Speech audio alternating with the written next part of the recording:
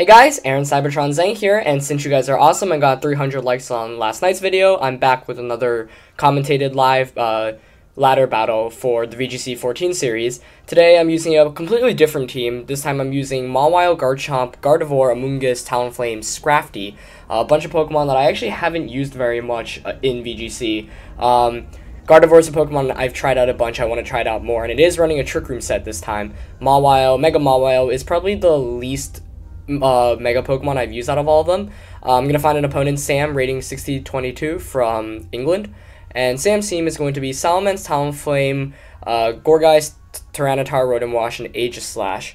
So a couple of things to note here. First of all, Gourgeist is interesting. Zach Dro used Gourgeist to actually win Florida Regionals in the winter. Haven't seen it much since then, but it is a very viable Pokemon. Aegislash is definitely something I have to watch out for. In team preview, I think Talonflame can be good because it can knock out the Gourgeist. Flare Blitz can KO the Aegislash, but it is going to have to be careful of Intimidate from Salamence as well as being KO'd by his Talonflame. He also has Tyranitar and Rotom Wash, which are pretty hard counters to it. I think Amoonguss is actually going to be really good in this matchup if I can avoid the Talonflame, so I'm going to have to be careful of that.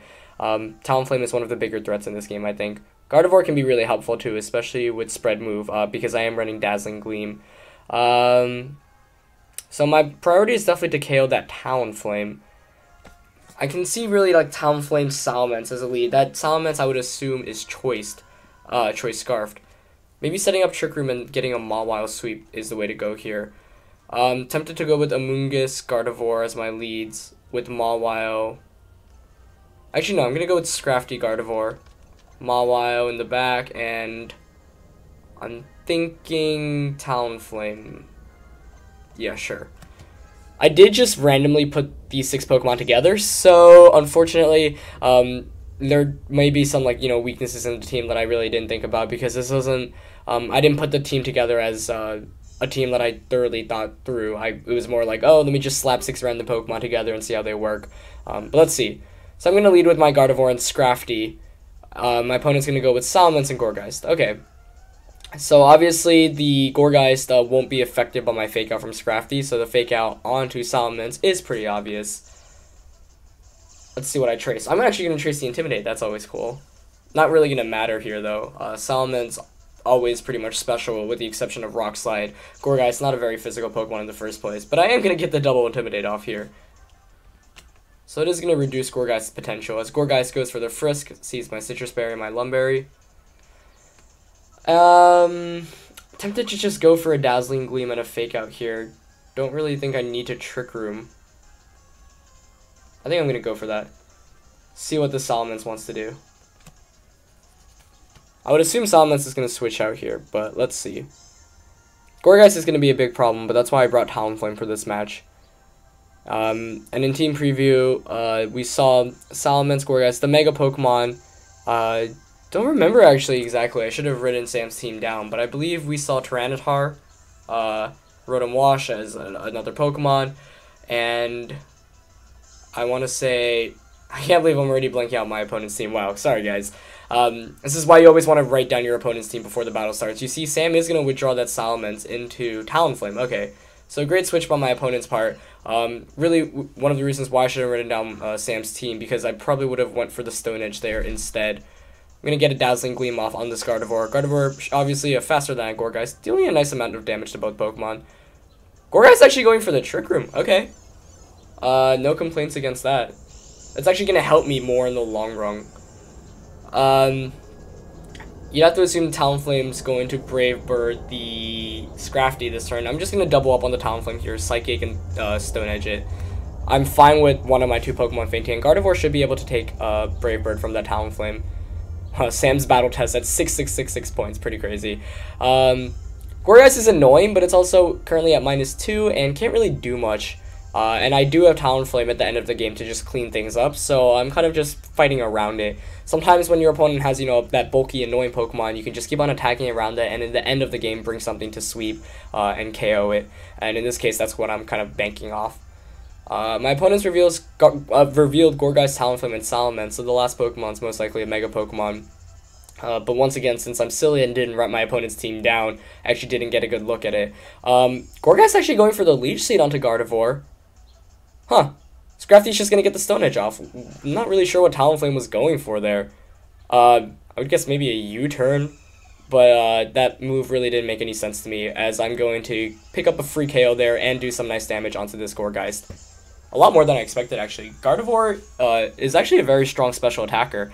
I'm going to take a 4-3 lead here. Gourgeist is going to heal up with leftovers and heal some back with Leech Seed, but I am perfectly okay with that, as I am still currently up. My opponent letting Talonflame just faint there really made no sense to me at all. The Brave Bird I thought was very obvious, especially because it's a super effective move on Scrafty. But of course, Scrafty does get access to Quick Guard, so my opponent might have been anticipating that. Tyranitar is going to come in now, most likely the Mega Pokemon on my opponent's team. I am perfectly okay with that, especially because I do have the super effective Drain Punch onto there. I'm going to switch out into Mawile here to get the Intimidate off onto Tyranitar and just go for a Drain Punch onto it.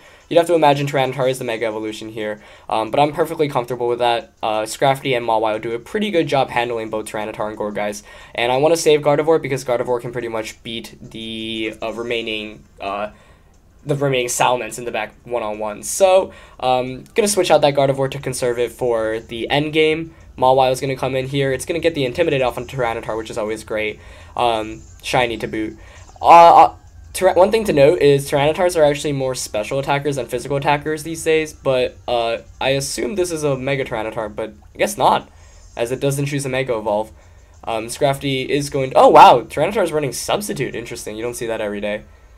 As I'm going to just break that sub with a Drain Punch. Sub Tyranitar is a set that I have actually never seen in VGC 14 yet. Of course, Substitute is one of those moves you can really put onto any Pokemon. But always surprising to see that. I guess a kind of useless turn there. I get 25% damage onto Tyranitar, obviously, with that Substitute. As Gourgeist does get the Leech Seed off onto Scrafty, so it's going to heal a bit more. But that's always fine with me. And I'm going to be able to safely Mega Evolve here with Mawile, as it comes in without taking any damage. I think I'm just going to go for a Play Rough onto Gourgeist and a Drain Punch onto Tyranitar. There's really nothing my opponent can do against this Scrafty right now. Scrafty is such a boss. It has such really great defenses, and it just sticks around for a long time. Assault Vest Scrafty is actually something that's that's pretty common. If you see Scrafty, you should actually assume it has either Lumberry or Assault Vest.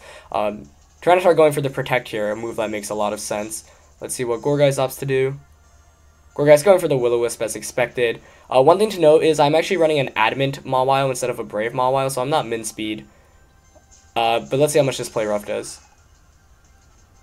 Does a bit less than I expected, actually, as Gourgeist is going to heal back more from this Leftovers and this Leech Seed. But once again, I'm still fine, because I believe that's the third turn of Trick Room, so I'm going to have this fourth turn of Trick Room to double target the Tyranitar and pick up a KO on that or the incoming Salamence.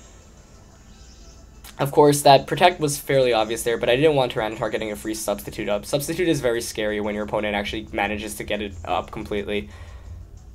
And yep, as you see there, this will be the fourth turn of Trick Room, so I'm going to Play Rough the Tyranitar and Drain Punch it as well. That should KO whatever is in that slot for this turn. Once Tyranitar is gone, the game is pretty much over because I have Talonflame and Gardevoir in the back. But let's see if my opponent chooses to switch out Tyranitar. But my opponent's going to stay in with Tyranitar, so I'm happy to see that. As Gourgeist gets another Leech Seed off. Tyranitar continuing to go for Substitute. But this Play Rough should knock that Substitute out if it doesn't miss, which it does not. Awesome. And this Drain Punch should finish Tyranitar off. I believe my Scrafty is at -1, and I'm running a Careful Nature, but with the 4x super effective, and at that range, I'd assume it's a KO. Let's see. Yep, that is going to be a knockout. And I'm going to heal back with Scrafty. And you see here, this is one of the cases where Gourgeist is really annoying to deal with, but at the same time, I don't really have to worry very much about it because it's not doing anything but Leech Seeding. Obviously, it's revealed Leech Seed, Will-O-Wisp, and Trick Room as its 3 moves. And so I'm glad that I played it the way I did. One thing that was important was me not losing Talonflame in the early game, because otherwise it might be a bit annoying to deal with, but now it's a 4-on-2. And I feel pretty comfortable about my position. Of course, it is healing more and more from these Leech Seeds, but that's fine, because I do have Talonflame in the back to just get the immediate Brave Bird onto it, and I am Choice Banded as well. At this point, I just want some chip damage onto the Salamence, which I will get using a Sucker Punch from Mawile. And this game should be pretty much over with Gardevoir and Talonflame in the back. Salamence going to intimidate both my Pokemon, bringing Scrafty to -2 and Mawile to effectively -3, but no worries. So I'm going to double this on the Salamence, getting a Sucker Punch and a Stone Edge onto it. Not expecting very much damage here, but I just need some damage. So actually Talonflame can just come in and Brave Bird the Salamence for the KO the following turn. Let's see what my opponent opts to do. Mawile is going to get the Sucker Punch off. Obviously not going to do very much because of all the attack decreases.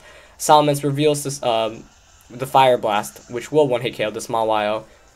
Still not sure what item that Salamence has, but Salamence is almost always choiced. And as you see here, it doesn't have a Life Orb, so you'd have to assume it's choiced.